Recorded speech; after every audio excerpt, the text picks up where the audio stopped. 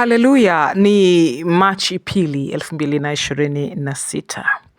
Na mkushukuru Mungu wetu aliye hai, Baba yetu wa mbinguni, uliyezifanya mbingu na nchi. Asante Baba, uketie mahali pa juu katika kiti chako cha enzi. Mungu wetu ambaye ni Roho, neno lako linatuambia kwamba tukuabudu wewe katika roho na kweli, na kwamba saa yaja na hiyo saa ni sasa. Mungu wetu aliye hai, tunakuabudu katika roho na kweli katika jina la Yesu Kristo.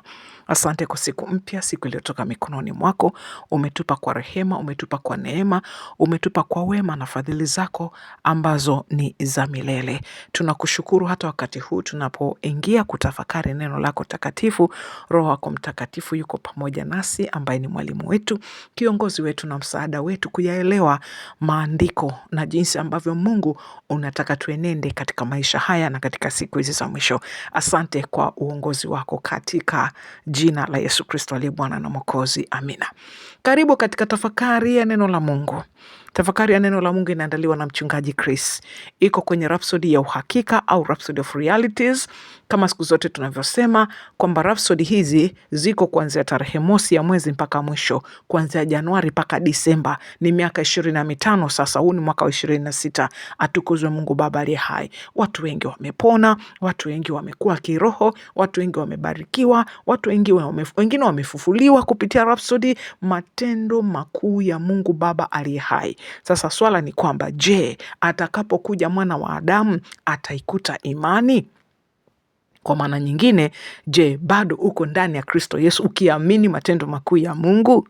Na kama bado, na kukaribisha kwa Kristo Bwana Yesu. Mwisho wa tafakari hii nitakuongoza katika ile sala yetu ya muhimu sana, sala ya wokovu. Lakini kwa sasa tuende kwenye ujumbe.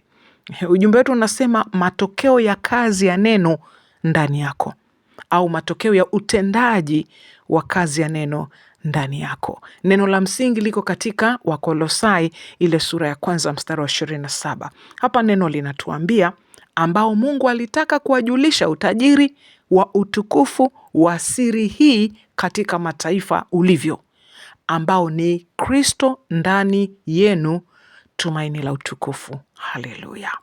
Nitarudia tena mstari huo. Wakolosai sura ya 1 mstari wa 27 unatuambia ambao Mungu alitaka kuwajulisha utajiri wa utukufu wa siri hii katika mataifa ulivyo, ambao ni Kristo ndani yenu, tumaini la utukufu. Katika ufafanuzi, Biblia hapa inatuambia, mchungaji Kristo anatuambia Ukristo wa kweli ni udhihirisho wa utendakazi wa neno lake ndani yako. Unapozungumza ni neno, unapotenda ni neno. Kimsingi, Mkristo ni mwonekano au taswira ya neno, kiasi kwamba kila hatua unayopiga na kila mambo yote unayofanya ni udhihirisho wa utendaji kazi wa neno la Mungu. Hivyo ndivyo Yesu alivyokuwa alipokuwa duniani. Alikuwa ufunuo wa neno. Katika Yohana sura ya 1 mstari wa 14 Biblia inasema, naye neno alifanyika mwili akakaa kwetu. Alikuwa udhihirisho wa Mungu, mfano halisi wa nafsi yake. Hivyo maisha yako ni ufunuo wa neno, kwa sababu umezaliwa kwa neno lile lile. Petro wa 1 sura ya 1 mstari wa 23 inatuambia, kwa kuwa mmezaliwa mara ya pili, si kwa mbegu iharibikayo, bali kwa ile isiyoharibika, kwa neno la Mungu lenye uzima na lidumulo hata milele. Waraka wa pili wa Korintho sura ya 3 mstari wa 2 hadi wa 3 Biblia inasema kwamba mnadhihirishwa kwamba mmekuwa barua ya Kristo.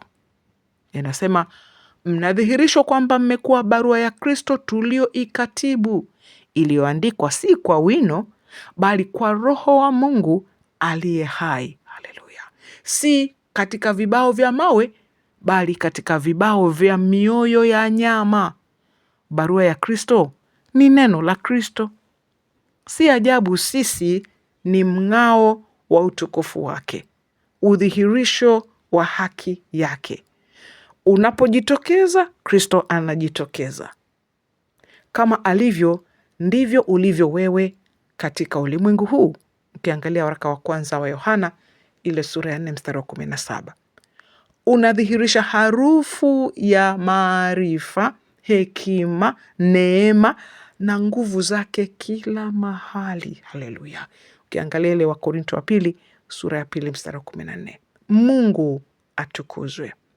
Wewe ni Kristo aliye hai katika ulimwengu wako leo. Anadhihirisha upendo wake, nguvu, huruma na neema yake kwa ulimwengu kupitia wewe. Kuwa na ufahamu huu. Haleluya. Ukiri. Mpendwa Baba, nashukuru kwa kunifanya kuwa barua yako iliyo hai, inayojulikana na kusomwa na watu wote. Maisha yangu ni udhihirisho wa utukufu wa Kristo. Uzima au maisha ya kiungu yanadhihirishwa kupitia mimi, nami ninawaleta wengine katika maisha haya kupitia Injili, maarifa, neema, nguvu, hekima na haki yako vinafunuliwa ndani yangu na kupitia mimi katika jina la Yesu Kristo. Amina. Basi masomo zaidi, tafakari ya leo yako katika Yohana ile sura ya 1 mstari wa 14 ambao unatuambia, naye neno alifanyika mwili akakaa kwetu, nasi tukauona utukufu wake, utukufu kama wa mwana pekee atokaye kwa Baba, amejaa neema na kweli. Haleluya. Na Wakolosai 1 mstari wa 27 unatuambia, ambao Mungu alipenda kuwajulisha jinsi ulivyo utajiri wa utukufu wa siri hii katika mataifa, nao ni Kristo ndani yenu, tumaini la utukufu. Haleluya. Haleluya. Basi hili ndilo neno letu leo, kama tulivyoshirikishwa na mchungaji Chris, kwamba ni matokeo ya kazi ya neno ndani yetu. Katika siku kadhaa zilizopita nilikuwa namsikiliza mwalimu mmoja anafundisha wanafunzi Wakristo walioamini mafundisho ya awali, yanaitwa mafundisho ya msingi kuhusu imani ya Kikristo. Alikuwa anafundisha kuhusu kiumbe kipya. Akasema hivi, Mungu akisema ukuta huu ni mlango, mara moja ule ukuta unageuka kwa mlango. Mungu akisema wewe ni jiwe, kama ulikuwa mbwa, mara moja unageuka kuwa jiwe. Kwa nini? Matokeo ya neno la Mungu ndani yako. Sasa Mungu amesema hivi kwamba wewe uliyempokea Kristo Yesu umeingizwa katika ufalme wa mwana wake, wa nuru wa mwana wa pendo lake. Ndivyo ilivyotokea. Mungu amesema hivi kwenye neno lake, mtu akiwa ndani ya Kristo anakuwa kiumbe kipya, ya kale yamepita, tazama yamekuwa mapya. Maanake ndivyo ilivyo. Sasa hapa Biblia inasema kwamba sisi ni ufunuo wa neno la Mungu katika ulimwengu wetu. Unapokwenda wewe unakuwa nuru. Wewe ni nuru tayari. Anasema hivi, unapozungumza ni neno. Maanake wewe una tabia ya Mungu ndani yako, kwa sababu umezaliwa kwa neno, mbegu isiyoharibika. Kwa hiyo unapozungumza, neno linazungumza. Unapotenda ni neno. Kimsingi Mkristo ni mwonekano au taswira ya neno, kiasi kwamba kila hatua unayopiga na mambo yote unayoyafanya ni udhihirisho wa utendaji kazi wa neno la Mungu ndani yako. Kwa hiyo utembee katika huo ufunuo. Kwa hiyo una mng'ao wa utukufu ndani yako.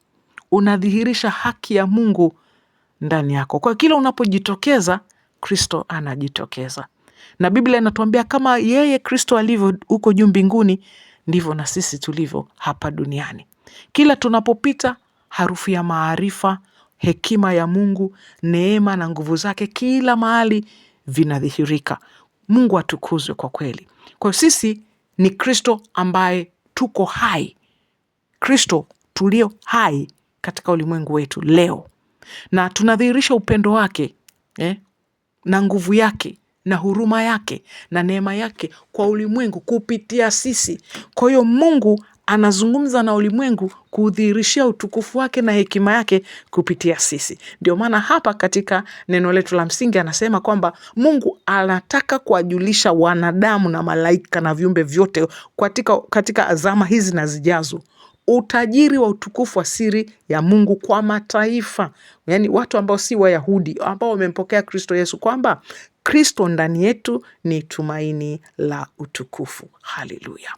Inadhihirisha utendaji kazi wa Mungu ndani yetu kupitia neno lake, upendo wake kupitia neno lake ndani yetu, nguvu zake kupitia neno lake ndani yetu. Ndio maana leo katika jina la Yesu Kristo na mamlaka tulionayo katika jina la Yesu Kristo, tunavunja kazi za adui, mapepo ya dhuluma, mapepo ya ghasia, mapepo ya ukatili na mauaji katika jina la Yesu Kristo. Tunavunja na kuteketeza kazi zao, tunayahamisha katika mataifa, tunayahamisha katika mitaa, tunayahamisha katika shule na sekondari, tunayahamisha katika vyuo, katika viongozi wa serikali katika jina la Yesu Kristo. Tunavunja na kuharibu mipango yao, tunachonganisha na kuharibu mipango yao, na tunahamishia mahali mbali katika mahali pakavu katika jina la Yesu Kristo wa Nazareti. Na hivyo sasa nachukua mamlaka ya Yesu Kristo wa Nazareti, kwa mamlaka ya neno lake lililo ndani yetu, kwa sababu sisi tu neno na tunadhihirisha utukufu wa Mungu na mamlaka iliyo ndani yetu.